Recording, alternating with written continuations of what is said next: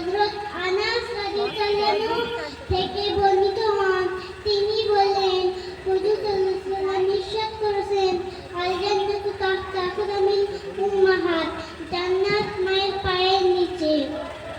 আমরা এই হাদিস থেকে বুঝলাম সবথেকে বেশি পিতামাতার সম্মান ও সেবা করা উচিত। মাতা-পিতার কথা মানা উচিত। মাতা-পিতার সেবা করলে আল্লাহ সন্তুষ্ট হন এবং জান্নাতে প্রবেশ করান। অপরাধ এক হাদিসে আছে, হযরত আব্দুল্লাহ ইবনে উমর রাদিয়াল্লাহু থেকে বর্ণিত হন, তিনি বলেন হুজুর সাল্লাল্লাহু আলাইহি ওয়াসাল্লাম ইরশাদ করেছেন, রিদার রাব্বি ফি রিদার ওয়ালিদি, আল্লাহ তাআলা সন্তুষ্ট পিতামাতার সন্তুষ্ট মধ্যে নিহিত।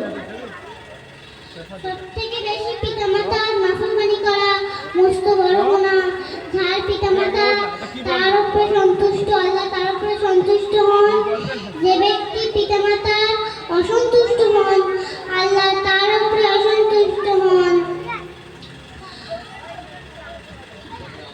তবে আল্লাহ নাফরমানি মূলক কারো কোনো আদেশ মানা যাবে না। আসসালামু আলাইকুম।